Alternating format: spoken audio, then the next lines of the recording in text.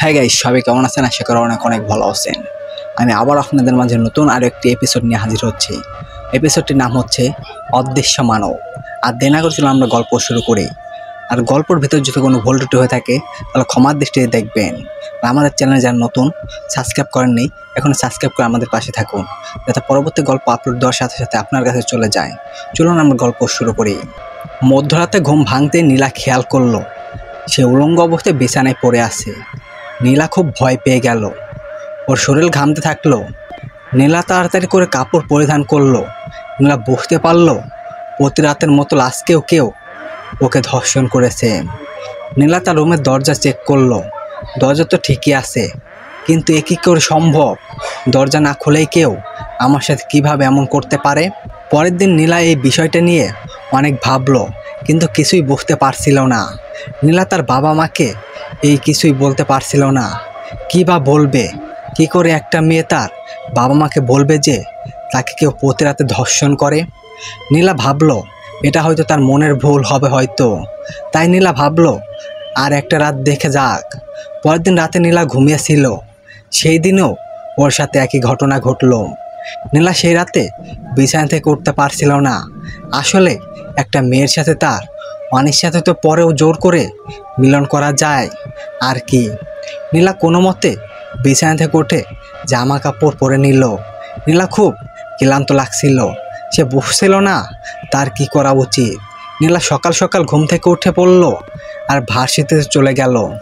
নীলা ভার্সিটির ক্যাম্পাসে বসে বসে ভাবছে তার সাথে কেন এমন হচ্ছে। পরক্ষণেই নীলা বান্ধবী আসলো আর সে জিজ্ঞাসা করলো, কি হয়েছে নীলা, কি ভাবছিস? নীলা বুঝছে না কথাগুলোর বান্ধবীকে বলা উচিত হবে কি না। আর একবার ভাবলো ও ছাড়া তো আর কারোর সাথে বলতেও পারবো না। তাই নীলা সিদ্ধান্ত নিল ওকে সব খুলে বলবে। নীলার বান্ধবীকে সব খুলে বলল। ওর বান্ধবী সব শুনে হাসতে থাকলো, কিন্তু নীলা এমন চিন্তার মুখ দেখে ওরও একটু সন্দেহ হলো। কথাটা কি সত্যি নাকি? নীলা কান্নার সুরে বলল, ওর বান্ধবী বলল, ভয় পাস না, আমি তো আছি।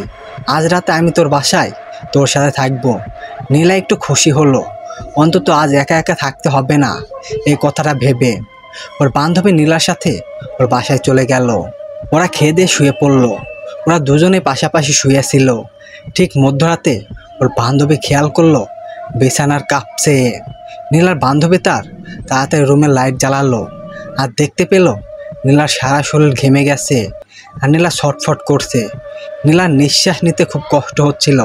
এই অবস্থায় দেখে নীলার বান্ধবী খুব ভয় পেয়ে যায়। নীলার বান্ধবী খেয়াল করলো নীলার সমস্ত শরীর ঘামছে।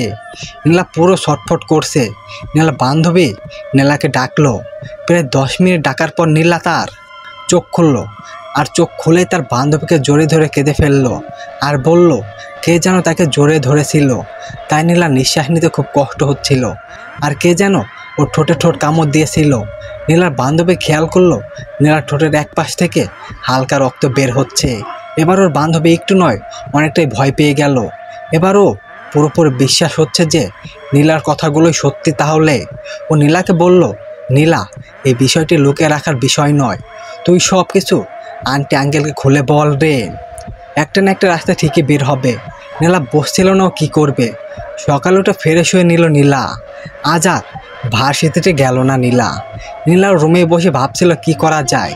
ঠিক সেই সময় নীলার মা ওর রুমে আসলো আর নীলাকে জিজ্ঞাসা করলো কি হয়েছে, আজও ভার্সিটিতে গেল না কেন? নীলা ওর মাকে জড়িয়ে ধরে কেঁদে কেঁদে সব খুলে বলল প্রতি রাতে কেউ একজন ওকে ধর্ষণ করে। নীলার মা কথাগুলো শুনে অবাক হয়ে যায় আর উনি বলল, এসব কথা তুই আমাকে এখন বলছিস কেন? আগে কেন বলিসনি? নীলা বলল, আমি কি ভয় পেয়ে গিয়েছিলাম মা। নীলার মা নীলাকে বলল, ভয় পাস না মা, আমি তোর বাবার সাথে কথা বলছি। নীলার বাবাও কথাগুলো শুনে খুব অবাক হয়ে গিয়েছিল। এটাও কি সম্ভব? পরের দিন রাতের কথা। নীলা তার রুমে শুয়েছিল। ঠিক মধ্যরাতে নীলার রুম থেকে চিৎকারের আওয়াজ শোনা গেল।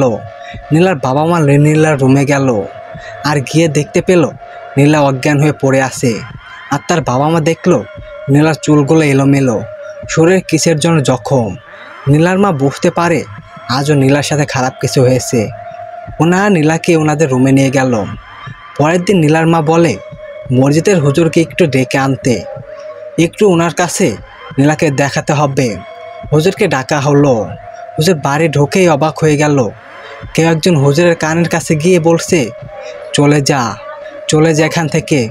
হুজুর শুধু বলল, আপনার মেয়ের অবস্থা বেশি ভালো না, যত তাড়াতাড়ি সম্ভব ওনার বিয়ে দিয়ে দিন, নয়তো ওকে বাঁচানো আর কোনো উপায় নেই।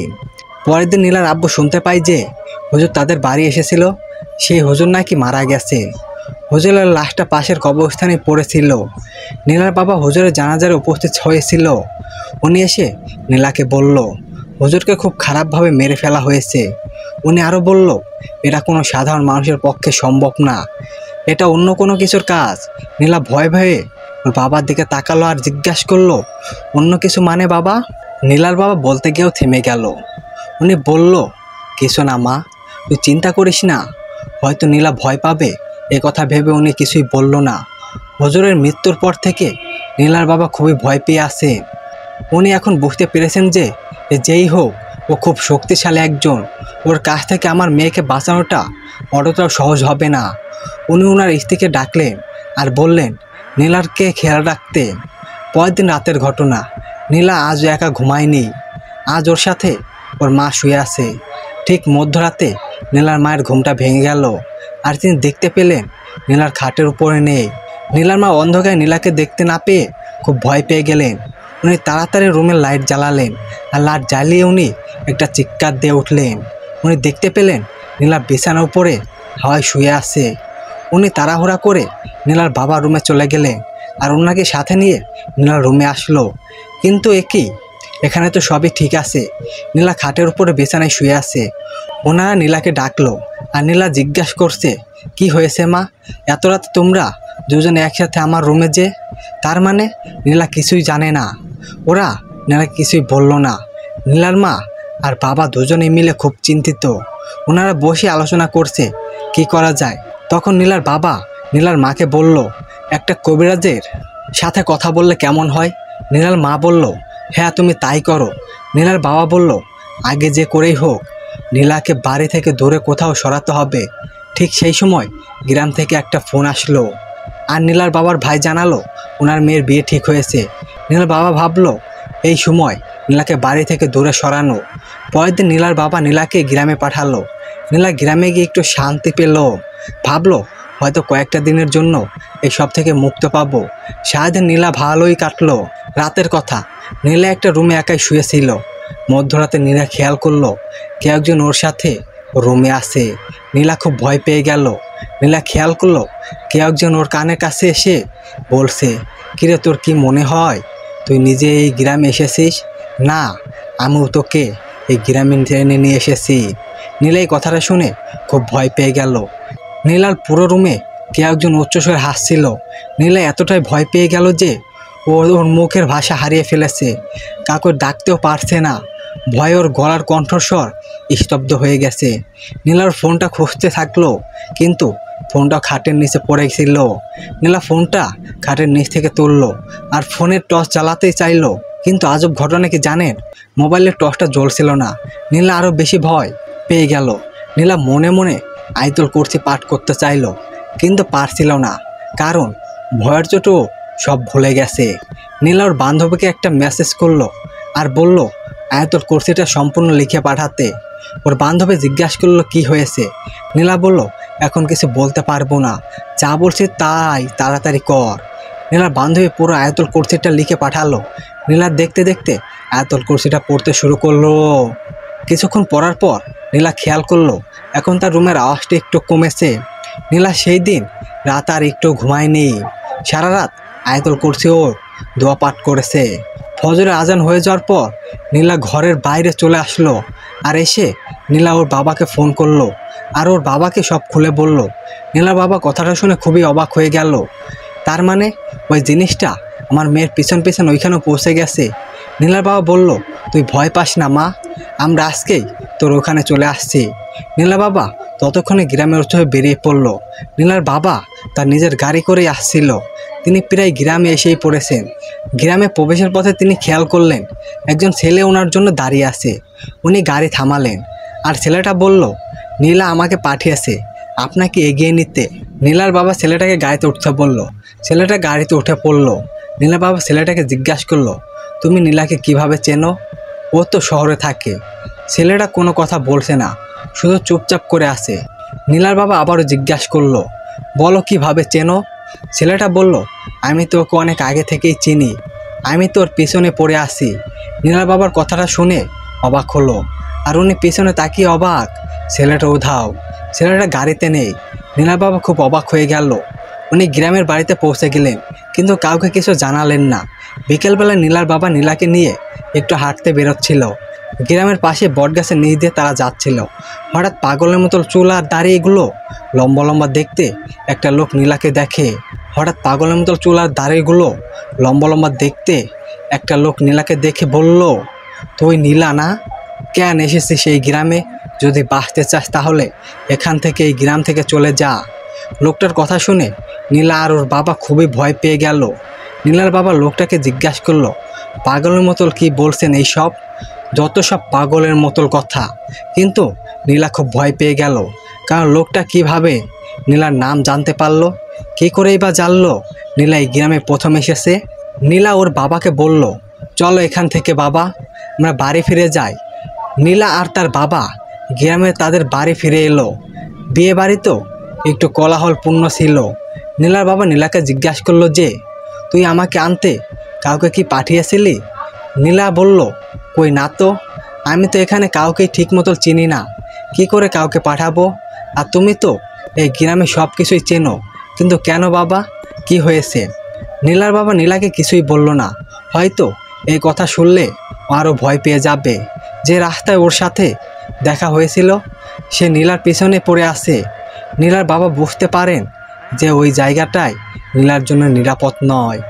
উনি ভাবলেন কাল বিয়েটা মিটে গেলেই নীলাকে এখান থেকে নিয়ে চলে যাবে। নীলাকে ওর বাবা রাখলো আর বলল সব গুছিয়ে রাখতে, যে কাল বিয়েটা মিটে গেলেই আমরা শহরে চলে যাব। আজ বিয়েটা ভালোভাবেই মিটেছে, কোনো ঝামেলা ছাড়াই। নীলার বাবা ভাবলো, যাক এবার শহরে ফেরা যাক। তারা রেডি হলো শহরে চলে আসার জন্য। কিন্তু ঠিক সেই মুহূর্তে কে যেন বলল, বাড়ির একটা 5 বছরের ছোট্ট ছেলেকে নাকি খুঁজে পাওয়া যাচ্ছে না। সবাই মিলে খুঁজতে শুরু করে দিল, কিন্তু ছেলেটাকে কোথাও খুঁজে পাওয়া যাচ্ছিল না। বিয়ে বাড়িটা নিমিষে থমকে গেল। পুরো বাড়ির লোকেরা খুঁজতে ব্যস্ত হয়ে পড়ল। প্রায় সারাদিন খোঁজাখুঁজির পর সন্ধ্যায় ছেলেটাকে খুঁজে পাওয়া গেল, কিন্তু জীবিত না, মৃত অবস্থায়। ছেলেটার লাশ বাড়ির পাশে পুকুর থেকেই পাওয়া যায়। কিন্তু নীলার বাবা একটা বিষয় খেয়াল করলো, ওই হুজুরের মৃত্যুর পরও শরীরে যেমন দাগ ছিল, এই ছেলেটার শরীরও ঠিকই একই দাগ। নীলার বাবা দাগগুলো দেখে চমকে উঠলেন। উনি বুঝতে পারলো এটা ওরই কাজ। আমাদের এই গ্রামে ধরে রাখতে ওই ছেলেটাকে মেরে ফেলেছে, যে হুজুরকে মেরেছিল। পুরো বিয়ে বাড়িটা মাওরা বাড়ি পরিণত হলো। নীলা তার রুমে শুয়েছিল। কেবল সন্ধ্যা হয়েছে, বাইরে বৃষ্টি শুরু হয়ে গেছে। নীলা শুনতে পেল সেই অদ্ভুত হাসি। কেউ একজন চিৎকার করে হাসছে। কি ভয়ঙ্কর কণ্ঠ, জোরে জোরে হাসছে আর বলছে, কি ভেবেছিলি এখান থেকে চলে যাবি? তোর কি মনে হয় তুই এখানে তোর নিজের ইচ্ছায় থেকেছিস? আরে আমি তোকে এখানে আটকে রেখেছি, তুই যেখানেই যাস না কেন আমি তোর পিছনে ছাড়বো না। নীলা পুরো রুম কারো অষ্টহাসিতে ফেটে যাচ্ছে। নীলা একটা চিৎকার দিয়ে উঠল। নীলার চিৎকার শুনে বাড়ির সবাই নীলার রুমে চলে গেল। গিয়ে দেখলো নীলা অজ্ঞান হয়ে গেছে। নীলার বাবা তাড়াতাড়ি করে ডাক্তার ডেকে আনতে বলল। ডাক্তার ডাকা হলো আর নীলা সুস্থ হয়ে উঠল। নীলার বাবা নীলাকে জিজ্ঞাসা করলো, কি হয়েছে মা? নীলা ওর বাবাকে বলল, ও আবার এসেছিল, ও আমাদের এখান থেকে যেতে দেবে না বাবা, ও আমাদের এইখানে আটকে রেখেছে। নীলার বাবা বলল, তুই ভয় পাস না, আমি জানি ও আমাদের এইখানে আটকে রেখেছে। আর যে ছেলেটা আজ পানিতে পড়ে মারা গেল ওকে ওই মেরেছে। এই কথাটা শুনে নীলা আরও বেশি ভয় পেয়ে গেল। নীলা ওর বাবাকে বলল, বাবা চল আমরা এখনই এইখান থেকে চলে যাই, নয়তো আমাকেও মেরে ফেলবে। নীলার বাবা বলল, মা, কাল আমরা এখান থেকে চলে যাব। চলে যাওয়ার আগে এই গ্রামের একজন ভালো কবিরাজ আছে, ওনার সাথে দেখা করা যাক। সেদিন রাতটা ওই গ্রামেই কাটলো। সেই রাতে আর কোনো সমস্যা হয়নি। নীলা আর তার বাবা আজ বিকেলে ফিরে যাবে। তাই নীলার বাবা নীলাকে বলল, চল ওই গ্রামে কবিরাজের সাথে দেখা করে আসি। নীলা আর তার বাবা কবিরাজের বাড়ি গেল। কিন্তু অদ্ভুত ঘটনা, কবিরাজও একই কথা বলছে তুমি এই গ্রামে কেন এসেছো? বাঁচতে চাও তো আজ এই গ্রাম থেকে চলে যাও, আর কখন এই গ্রামে এসো না। নীলার বাবা বলল, কবিরাজ সাহেব কিছু একটা করুন দয়া করে। কবিরাজ বলল, এখানে আমার কিছুই করার নেই। আপনি জানেন না ও কত শক্তিশালী। আমি আমার নিজের জীবনটা হারাতে চাই না। শুনুন, আপনাকে একটা কথা বলবো, যত তাড়াতাড়ি পারেন আপনার মেয়ের বিয়ে দিয়ে দেন, নয়তো একমাত্র বিয়ের পরেই ওর জীবনকে এই অভিশাপ থেকে মুক্ত করতে। কবিরাজও আমাদের দিকে ভয় পেয়ে গেল। কবিরাজ শুধু বারবার এইদিকে ওইদিকে তাকাচ্ছিল। মনে হচ্ছে উনি দেখেছেন কেউ ওনার কথা শুনেছে হয়তো। নীলার বাবা বুঝতে পারছে না উনি এখন কি করবেন, কিভাবে এতটুকু সময়ের মধ্যে নীলার বিয়েটা দেবেন। নীলা আর তার বাবা তাড়াতাড়ি গ্রামের বাড়ি ফিরে গেল।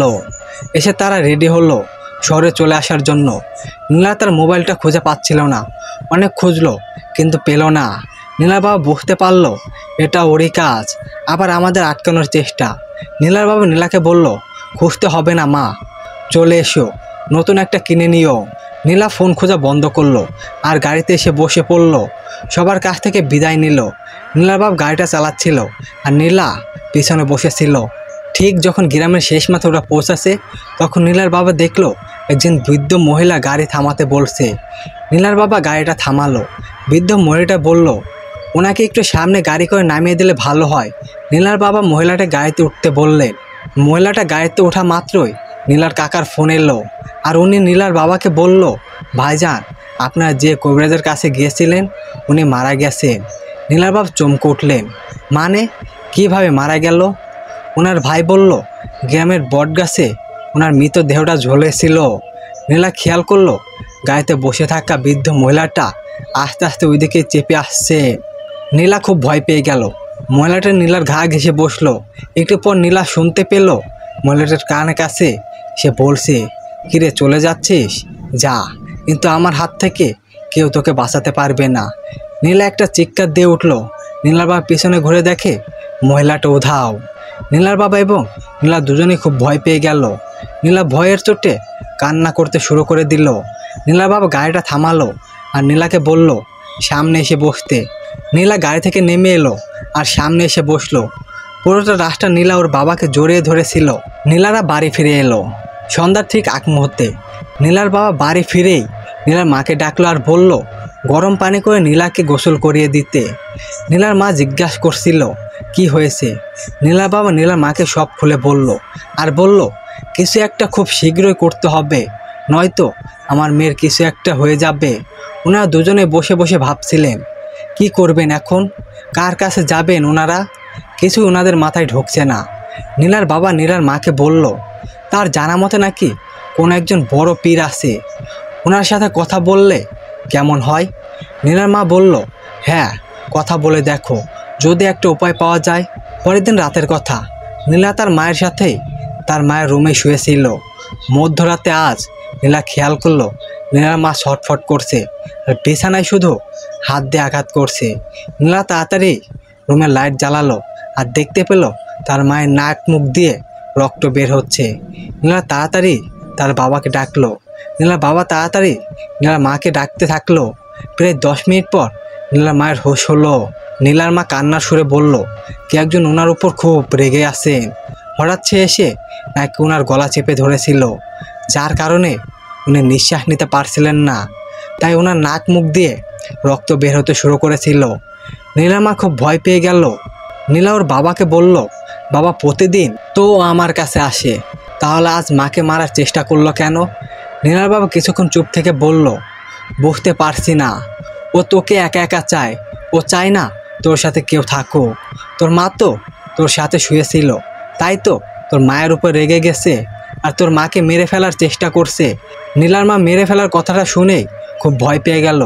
সেদিন রাতে নীলার মাও আর ওর বাবা ওদের মধ্যে কেউই একটুর জন্য ঘুমায়নি। সারা রাত তারা জেগেছিল।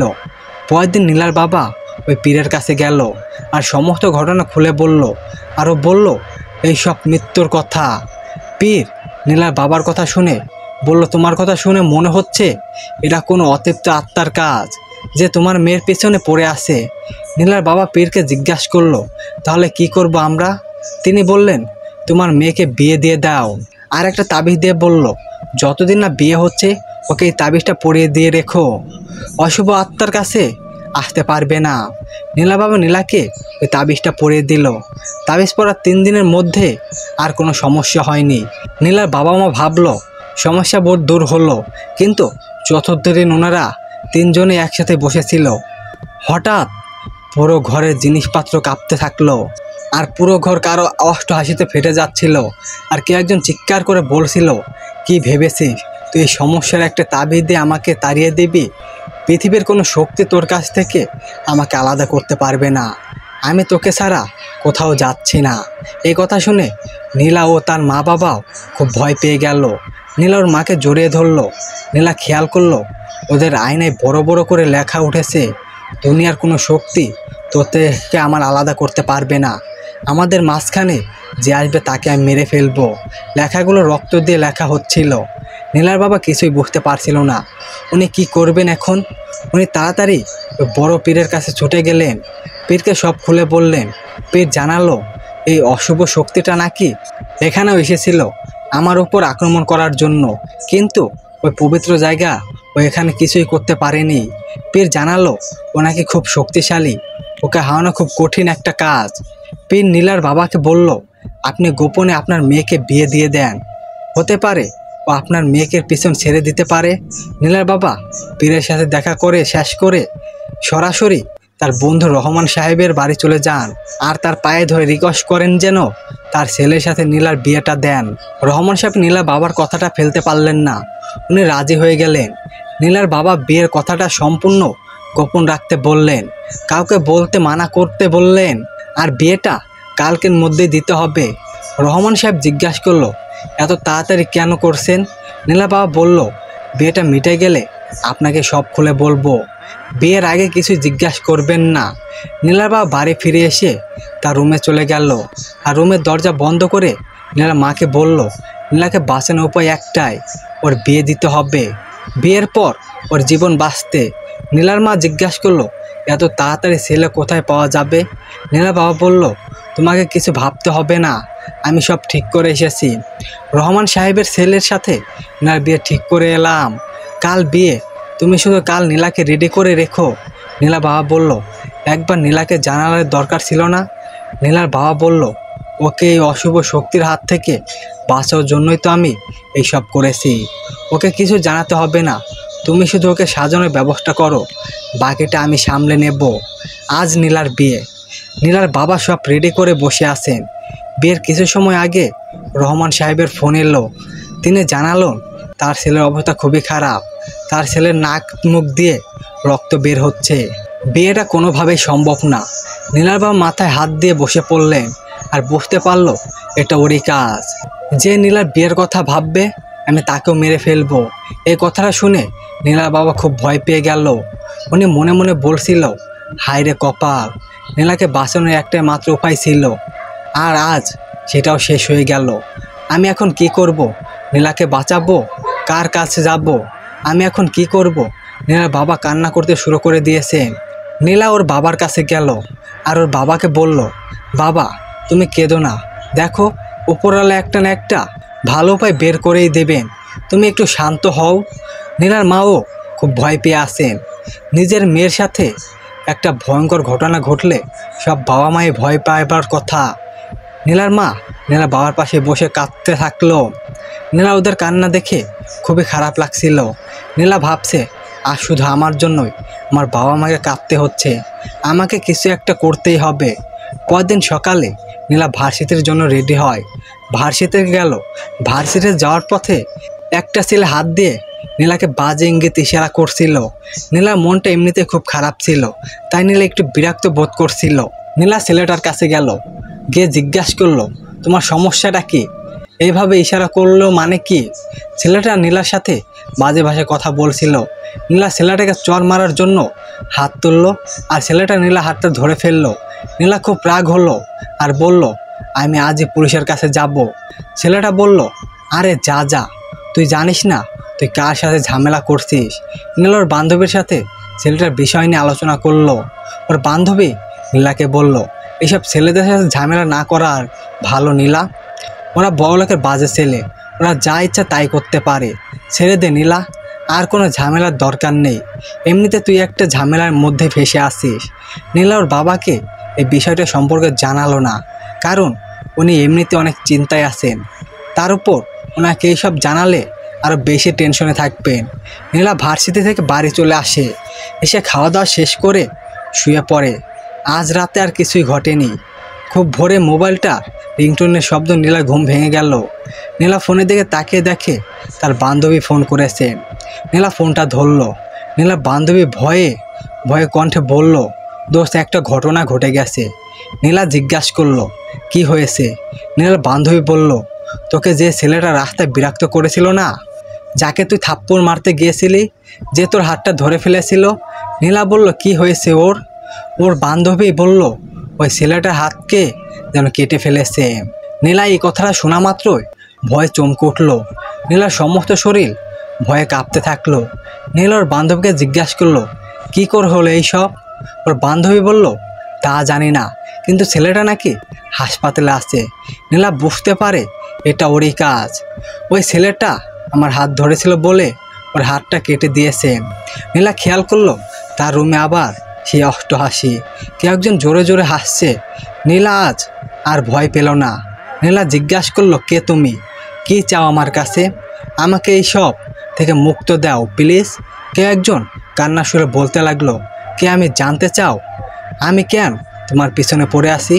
তাহলে শোনো, আমি সেই ছেলে যে তোমাকে পাগলের মতো ভালোবাসতো। জানো আমার নাম কি? নীলা বলল, কি নাম তোমার?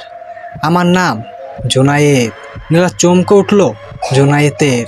সেই জোনায়েদ যে আমাদের ভার্সিটির ফার্স্ট বয় ছিল? হ্যাঁ, আমি সেই জোনায়েদ।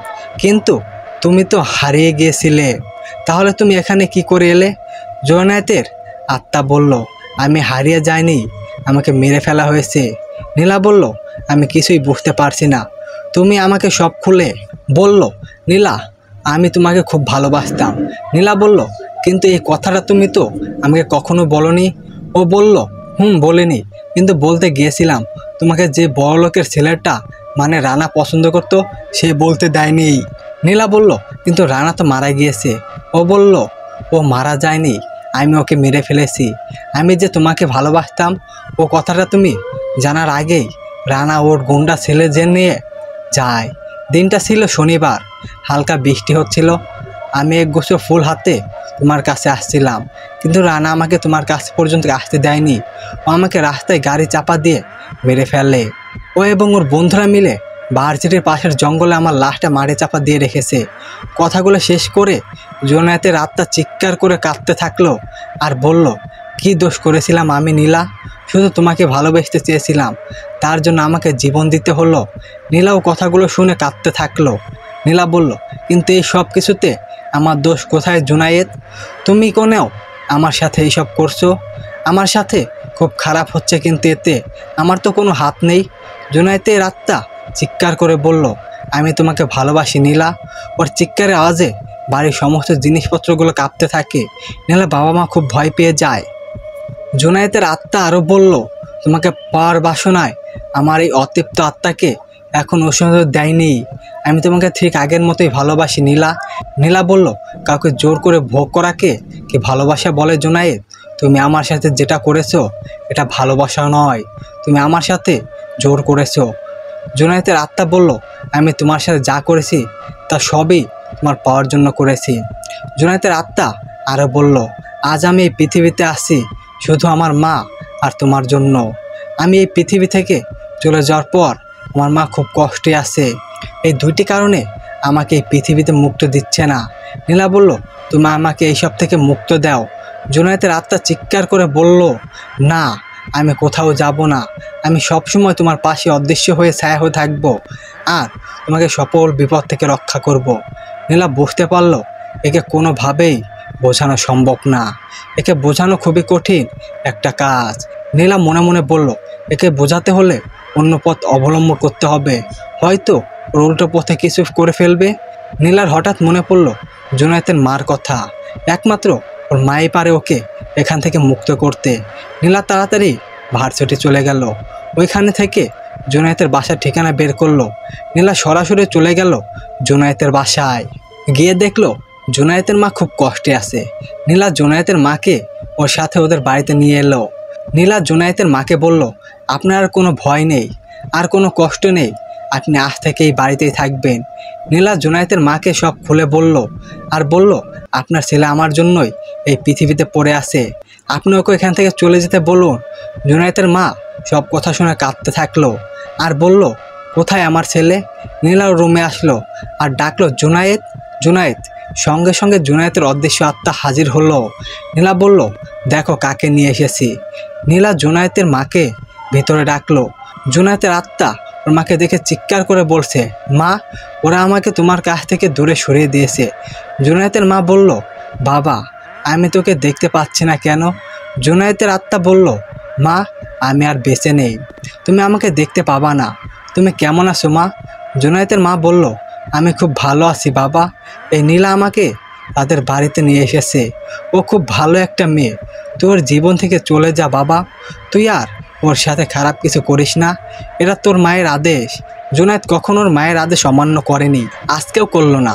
জুনায়েতের অদৃশ্য আত্মা ওর মাকে কথা দিল, ওরা আর কখনো নীলাকে বিরক্ত করবে না। যখন নীলার কোনো বিপদে পড়বে আর ও আমাকে ডাকলে আমি তখনই আসবো ওকে সাহায্য করতে। জুনায়েতের অদৃশ্য আত্মা নীলার কাছে গেল আর বলল, আমার মায়ের খেয়াল রেখো। আর নীলা একবারও বলল না, আমাকে তুমি ভালোবাসো? নীলা বলল, আমি তোমাকে ভালোবাসি। এই কথাটা শেষ করে নীলা জুনায়েতের অদৃশ্য আত্মাকে ডাকলো, কিন্তু এবার আর কোনো আওয়াজ আসলো না। তার মানে জুনায়েত চলে গেছে। জুনায়েতের অদৃশ্য আত্মা ওর কথা রেখেছে, ও আর কখনোই নীলাকে বিরক্ত করবে না। কিছুদিন পর নীলা রাস্তা দিয়ে হেঁটে যাচ্ছিল। কয়েকজন ছেলে নীলাকে খুব বিরক্ত করছিল। নীলা খুব খারাপ লাগছিল। নীলা ওর চোখ বন্ধ করলো আর মনে মনে জুনায়েতকে ডাকলো। নীলা চোখ খুলে দেখতে পেল একটা উড়ন্ত লাঠি ছেলেগুলোকে মারছে। নীলা বুঝতে পারলো জুনায়েত ওকে সাহায্য করতে এসেছে। এরপর থেকে নীলা যখনই কোনো বিপদে পড়তো, জুনায়েতের অদৃশ্য আত্মা ওকে সাহায্য করতে চলে আসতো। এইভাবে আমি আরও একটা অসমাপ্ত ভালোবাসার গল্প সমাপ্ত। ভালো থাকবেন, সুস্থ থাকবেন। আর আমাদের ভিডিওটি কেমন হলো অবশ্যই কমেন্টে জানাবেন। আর আমাদের চ্যানেল নতুন হতে থাকলে অবশ্যই সাবস্ক্রাইব করবেন। আল্লাহ হাফেজ।